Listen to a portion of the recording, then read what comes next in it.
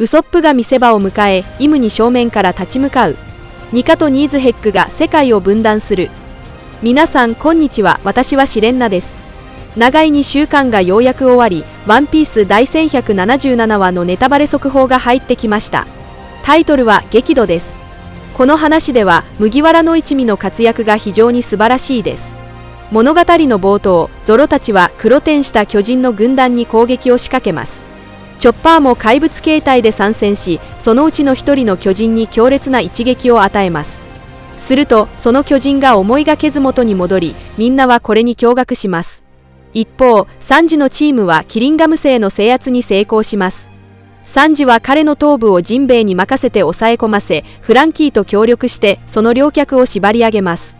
体が分離されたことで再生できなくなり、キリンガム星は苦痛の悲鳴を上げます。これは彼の不死身を打破する物理的な方法が明らかになったことを示しています。その後、ウソップとブルックが合流しますが、2人はイムの攻撃を受けて敗北してしまいます。しかし、怒りに燃えるウソップが再び立ち上がり、決定的な瞬間を迎えます。彼はイムに向かって、エルバフは戦士の国だと叫び、演説を打ちます。そして、エルバフの戦士に対するイムのやり方が臆病すぎると非難し、自ら姿を現して戦うよう要求します。続いて、ウソップはイムに向けて爆発弾を放ちますが、イムは高速移動を利用して瞬時に彼の目の前に現れます。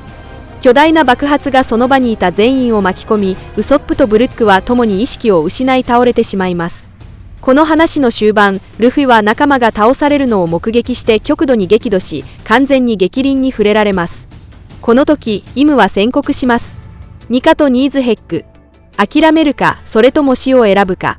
この戦いは世界を分断する。編集者の煽り文によると、ついに彼らは直接対面する。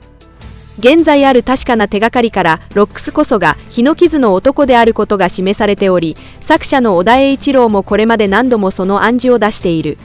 第一に、ロックスはゴッドバレーの戦いで戦死してはいない。ロジャーとガープによる最高強度の覇気で打ち倒された後、ロックスはドミリバーシの状態を解除した。ガーリング星の致命的な一撃に直面した際も、ロックスは全く恐れの色を見せなかった。なぜなら彼は黒ひげと同じく心臓を2つ持っていたからだ。ガーリング星はそのうちの1つの心臓を破壊したに過ぎず、そのため小田栄一郎は最終的にロックスの結末を行方不明と設定したのである。彼は偽装師で人目を欺き、バスターコールの放火に紛れて見事に逃亡を果たした。しかし、心臓を1つ失い重傷を負ったため、もはや全盛期の実力を発揮できなくなり、さらに長年上半身裸で戦っていたことが災いし、最終的に全身に広範囲の火傷を負うことになった。第2に、モリヤのゾンビ軍団もその証拠となる。カイドウとの戦いに敗れた後、モリヤは痛みを教訓とし、生きているからこそ失うのだという道理を悟った。そこで彼は世界各地を巡り、亡くなったトップクラスの強者たちの遺体を探し出し、自身のゾンビ軍団を結成した。その中には、かつてゴッドバレーの戦いに参加したキャプテンジョンや銀票らも含まれている。深く考えさせられるのは、モリヤがオーズの肉体さえも見つけ出したにもかかわらず、ロックスの行方だけは全くつかめなかったことだ。これに対しては、一つの合理的な解釈しか成り立たない。すなわち、ロックスはそもそも死んでいないということである。第3に、最終局面における12人のリストも同じく有力な手がかりを提供している。このリストを注意深く振り返ると、上部の4人の4スベロギ挟ておき、重要なのは下部の8人の人物である。観察すればわかるように、この8人は実際には4つの陣営に属している。モンキー D ドラゴンとサボは革命軍を、イムとガーリング星は世界政府を、赤犬、杯とコビーは海軍を代表している。そして最後に残った青生地と謎の黒い影は海賊陣営を代表している。なぜこの黒い影がシャムロックではなくロックスであると断言できるのか。それは世界政府陣営にはすでにイムとガーリング星が存在し、またヨンスベロギ陣営にはすでにシャンクスがいるからだ。もしシャムロックがここに加われば物語の展開として不自然であり、最終決戦が赤髪一族の内戦になってしまう。故にこの黒い影がシャムロックである可能性は絶対にない。さらにロックスが生前使用していた武器は西洋剣であり、頭中の黒い影も西洋剣を手にしている。小田栄一郎は最新の SBS でその件の名前がエクリプスであることを公表したが、なぜこのタイミングでこの情報を明かしたのか。理由はただ一つ。これを通じてロックスがまだ生きていること、そしてリスト上の黒い影がロックス本人であることを読者に暗示するためである。題詞にリストにおける人物の対峙構図には大きな意味が隠されている。ガーリング星と対峙する位置にいる黒い影が彼の宿敵であることを小田栄一郎はほぼ明示している。ガーリング星の実力は誰もが知るところであり、彼の宿敵となりうる人物は間違いなく彼と互角の実力を持っているはずだ。当時のゴッドバレーの戦いにおいてロックスの実力はガーリング星を瞬殺できるほどであった。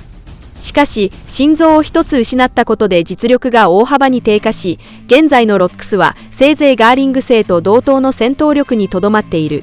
これは黒い影がロックスであることをさらに裏付けるものであり、この2人の対峙構図はかつてゴッドバレーで結ばれた因縁にピタリと呼応しているのである。第5に黒い船に関する手がかりである。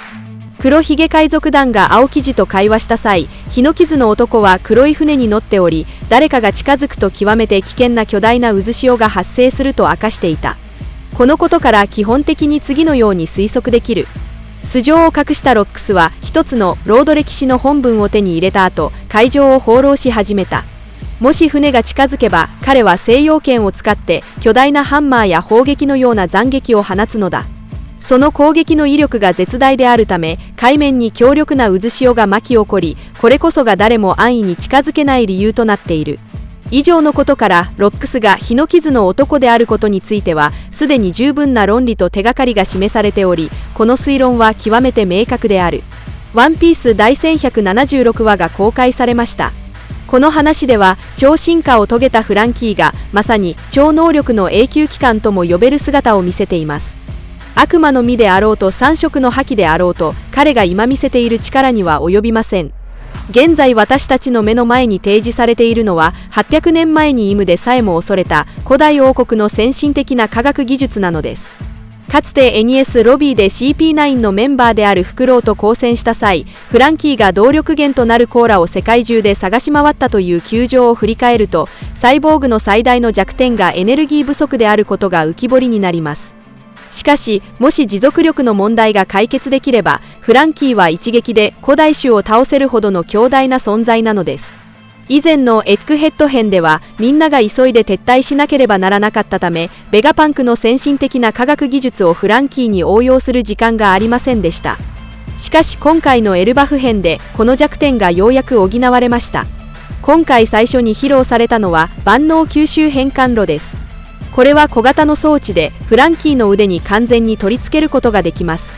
この装置を装備することでフランキーはまるで闇闇の実の能力を得たかのように、闇水のようにあらゆるエネルギーを吸収できるようになりました。この能力には黒ひげことマーシャル D ティーチでさえ驚嘆するでしょう。彼が吸収したエネルギーは一切の無駄なく自身の動力として完全に変換され、その継続戦闘能力は緑牛のモリモリの実すら凌駕します。これ以降、フランキーは戦闘でエネルギー切れを心配する必要がなくなりました。もし、エッグヘッド編全体のストーリーの核心を振り返るなら、物語は常にベガパンクによる古代の科学技術の研究を中心に展開しており、彼は古代のエネルギーを復元することにほぼ成功していました。エネルギーは全ての文明の基盤であり、木の摩擦による火起こしから人工太陽に至るまで、エネルギー形態の変化は無数の変革をもたらし、同時に無数の戦争を伴ってきました。900年前、古代のエネルギーはすでに全ての技術の核心となっていました。それは800年後のベガパンクで再現できない先進的な兵器を駆動させていたのです。では、この力と古代兵器との間には一体どのような関連があるのでしょうか。ベガパンクとマッツチームのメンバーとの間の絆は結局のところ次の世代へと受け継がれました。ベガパンクとクイーンがかつて同僚であったように、現在ではリリスもフランキーと協力し始めています。彼らは島レベルの火災を一度に吸収し、その吸収したエネルギーを自身の動力に変換することができます。これはおそらくマザーフレーム技術の初期段階の実践と言えるでしょう。リリスはかつてエルバフには至る所にエネルギーが満ちていると言及しており、ベガパンクの本体も似たような見解を示していました。彼の夢は無限のエネルギーを作り出し、それによって人類が資源を奪い合うことで勃発する戦争を完全に終わらせることであり、彼はその夢をほぼ実現させていました。古代ロボットエメトの動力源を研究することで、彼は小型の人工太陽であるマザーフレームの複製に成功したのです。これにより歴史の軌跡は大きな転換点を迎えました。イムはマザーフレームのほんのわずかなエネルギーを利用しただけで、ある壊滅的な兵器を起動させ、ルルシア王国を跡形もなく破壊しました。そして巨人族の壁画にも悪魔が太陽のような物体を手にし、巨大で邪悪な存在と化している姿が見られます。古代のエネルギーはイムのすべての力を目覚めさせる鍵であるだけでなく、古代王国のさまざまな科学技術を駆動させる革新である可能性が非常に高いです。その中にはワノ国の地下に眠る巨大戦艦プルトンも含まれている可能性が極めて高いでしょう。現在のところこれ以上確固たる手がかりは発見されていませんが、明確なのはプルトンが一撃で島を消し飛ばす力を持っている以上、それを支えるための莫大なエネルギーが必然的に要求されるということです。最も典型的な例がサウザンドサニー号のガオン砲です。その一撃は戦場を相当するほどの威力がありますが、その代償として5タルのコーラを消費します。サウザンドサニー号はフランキーによって設計されましたが、彼はかつて自らプルトンの設計図に目を通しています。そのためサウザンドサニー号を建造する際、彼が密かにプルトンの技術の一部を組み込んだ可能性は非常に高いです。しかし当時の設計図にはフランキーにも理解できない技術が多く存在していました。例えばプルトンのエネルギーシステムなどです。そのため彼はサウザンドサニー号に自身の身体と適合するコーラを代替エネルギーとして採用したのです。現在ベガパンクの技術支援により、フランキーは周囲の環境、さらにはいわゆる災害の中からさえもエネルギーを汲み取ることができるようになりました。これは炎であれ、衝撃波であれ、レーザーであれ、エネルギーという形で存在するすべてのものを彼が吸収し、再利用できることを意味します。仮にこれが古代エネルギーの作動メカニズムの一つであるならば、プルトンも同様に周囲のエネルギーを吸収して利用する機能を備えている可能性が高いです。周知のように三大古代兵器はそれぞれ海、陸、空の力に対応しています。その中で大地の力を代表する戦艦プルトンは地形を変えるほどの強大な能力を持っているのかもしれません。